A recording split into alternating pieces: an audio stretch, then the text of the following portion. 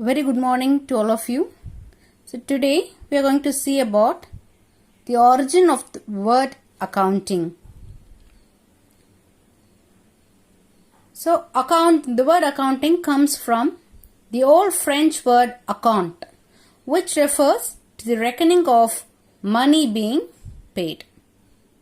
And this old French term is derived from the Latin term computus, which means calculation. So when we talk about the evolution of accounting, the history of accounting is dated back to the old Mesopotamia. So it is as old as the civilization. In India, Chanakya wrote a manuscript similar to a financial management book during the period of Mauryan Empire. And the name of the book is Arthashastra. So he wrote his book Arthashastra, which contains detailed aspects of maintaining books of accounts. And in 1494, an Italian mathematician named Luca Pacioli, so he is recognized as the father of accounting and bookkeeping. So he was the first person to publish a work on double entry bookkeeping. So as the name suggests, double entry, which has two aspects, dual aspect. One debit aspect and a credit aspect. So he is the one who published a work on the double entry system of bookkeeping. And he introduced the field of accountancy in Italy in 1494. So what does accountancy provide?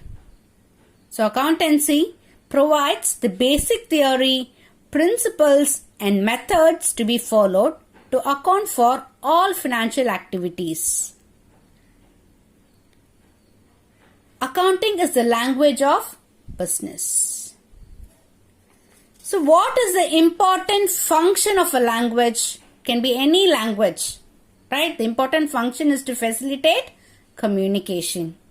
Similarly, accounting information, as we all know, accounting is the language of business. It communicates vital information to different users about the business. So it is an important function. So language is an important function to facilitate communication. So what kind of information is being communicated? So information about the business entities regarding their operating performance and financial status can be obtained from the financial information recorded in the accounting records. So we will be knowing more about the business entity regarding its operating performance and the financial status. Through what? Through the financial information which is being recorded in the books of accounts.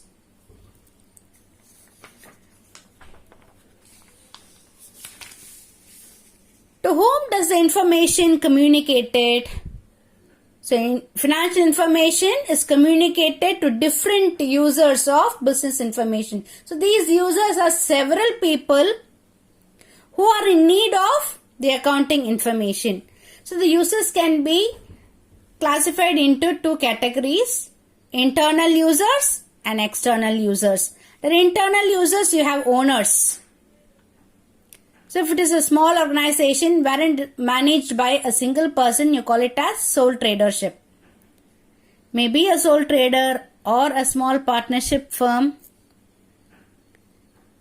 wherein the person who is managing the business will introduce the initial amount to carry on the business. That initial investment, you call it as capital.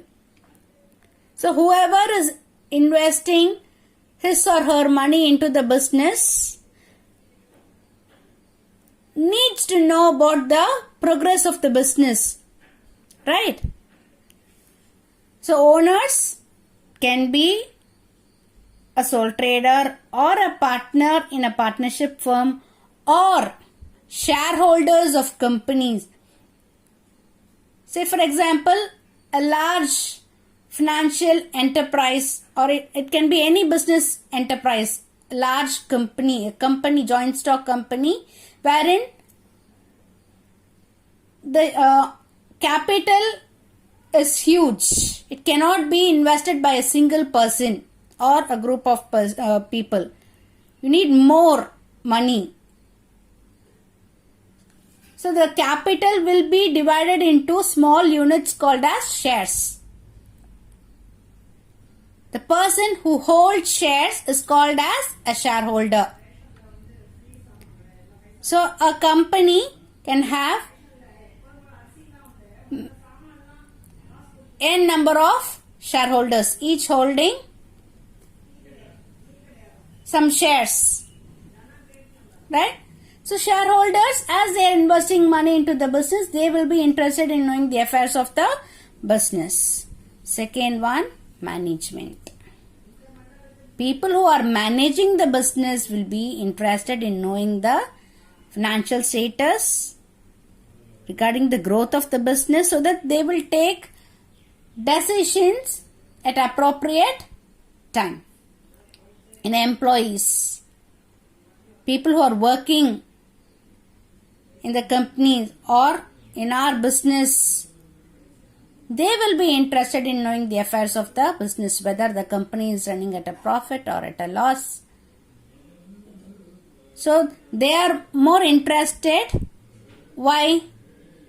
They need job security. If the business is running at profit, they will get more money in the form of salary. If the business is running at loss, their jobs are at stake. Coming back to the external users, you have creditors, bankers and financial institutions.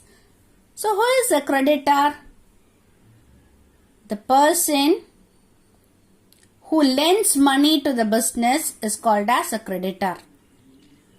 For example, we have borrowed a loan from bank or any other financial institution. We are liable. We owe money to the bank. So we have borrowed money and it is our prime duty to repay the loan after the stipulated time. Creditors can also be our suppliers. So we are purchasing goods from a manufacturer. We are not paying him money immediately, but we promise to make the payment at a later date. Till we make the payment, those people are our creditors. So they will be interested in knowing the developments, the growth of our business, whether we are running at a profit or whether we have incurred loss, all these things, they will be interested in knowing about our business because their money is with us. Investors, prospective investors, those who are willing to invest their money into our business will be keenly watching our growth. Customers, again, customers will be interested in knowing the affairs of our business. Tax authorities. So tax authorities, they will be interested in knowing whether our business is running at a profit or at a loss. Why? We have to pay tax. Government. The government will be keenly watching us, whether we are doing a legal business or an illegal one, whether we are complying with all the law, right? Whether we are following all the rules and regulations properly or not. So government will be keenly watching us. Researchers. people who do research work will be interested in knowing about our business than the general public. So these are the users of accounting information.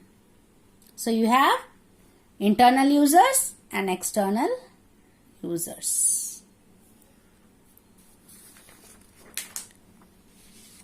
What kind of information does accounting give? So accounting gives information on the available resources. What are the resources that are available? How the available resources have been employed? How are we using the available resources? And the results achieved by their use. Let me repeat. So accounting gives information on the available resources and how the available resources have been put into use, have been employed, and the results achieved by their use.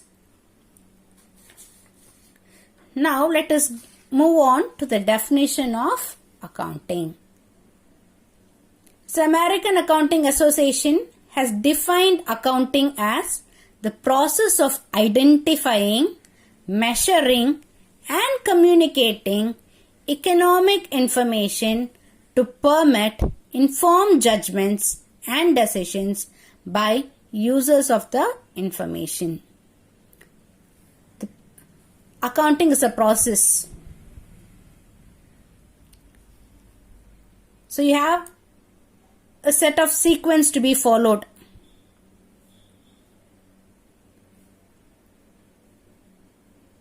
First one, we need to identify only monetary activities of the business, financial activities of the business can be recorded in the books of accounts.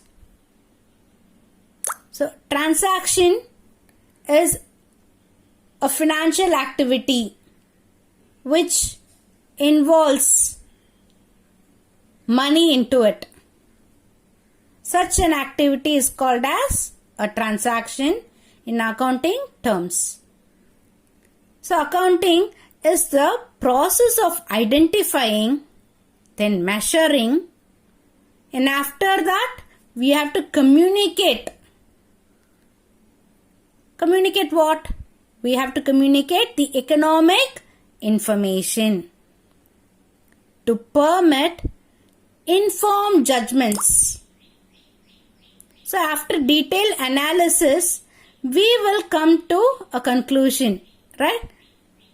That has to be informed to the different users of the information. The next one is accounting cycle. So accounting cycle is a sequence of steps involved in the accounting process. So as I told you, what is a process? Process is a sequence, right? So this cycle, it is a sequence of steps that are involved in the accounting process. First one is transaction. So what is a transaction? Any financial activity which involves money is called as a transaction. Those transactions has to be recorded into the books. How can you record that? You have to make an entry into the books of accounts. The process of making an entry is called as journalizing. Where will you record that entry? In the book called journal. The process is called as journalizing. The book where we make an entry is called as a journal. And then after making the entry, it has to be posted into an account.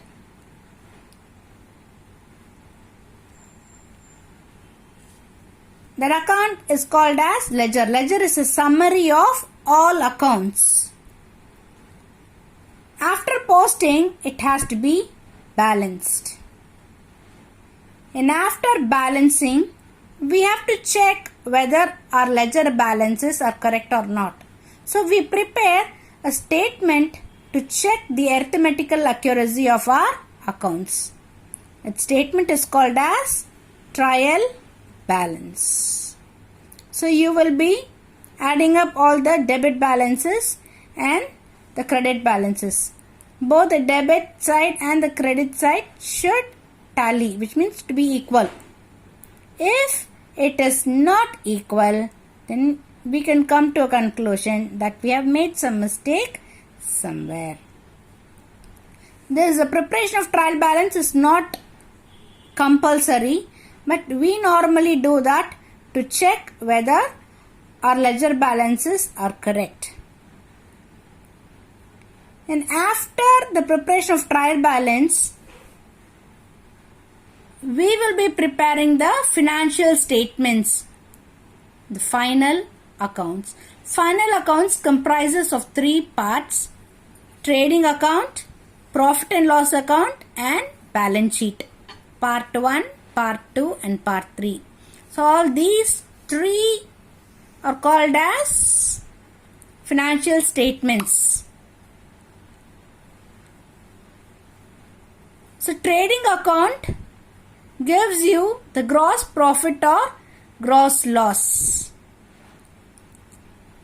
And this gross profit or gross loss should be carried forward to the next part called the profit and loss account, where we will find out the net profit or net loss. And the last part is called as the balance sheet. So as the title suggests, balance, which means equal. Your assets and your liabilities should be equal. So what is an asset? Properties of the business is called as asset. Assets can be tangible assets or intangible asset. Tangible asset means which you can see, you can touch and you can feel. For example, furniture, building, machinery. These are all tangible assets. Intangible asset. What is meant by intangible? Let me give you a simple example. Air. So air is everywhere. Can we see air? No. Can we touch air? No. But we can only feel the presence of air. Similarly, in business terms, intangible asset, for example, goodwill. The good reputation or good name for our business is called as goodwill.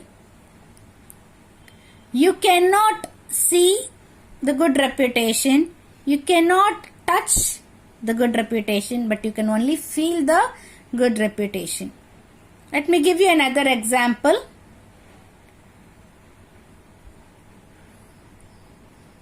Copyright.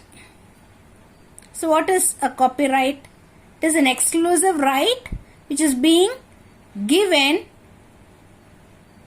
for people who write books. So you get a copyright, which means you are having an exclusive right on the work written by you. No one else can copy your work. That is called as a copyright. When you publish your book, you can see lot of copies. So many copies of your books will be published. Physically, you can see your book, you can touch it, you can feel. But that copyright, that exclusive right which is being exercised upon, cannot be seen, it cannot be touched, but you can only feel that. But the existence of that copyright is in the form of the document. So that acts as an evidence that you have that exclusive right on your work. Similarly, patent. trademark. So all these are intangible assets. Let us come back to the sequence accounting cycle. You will start with a transaction.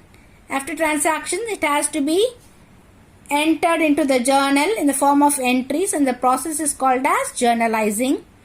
And after journal entries, making the entries in the journal, you will be posting those entries into the ledger and you will balance the same.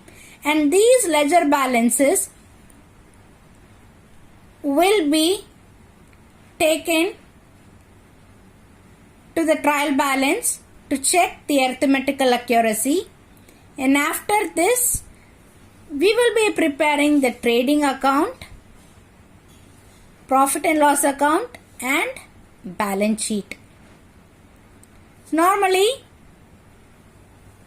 these three financial statements will be prepared at the end of the accounting year or the financial year. This accounting year is a period of 12 months.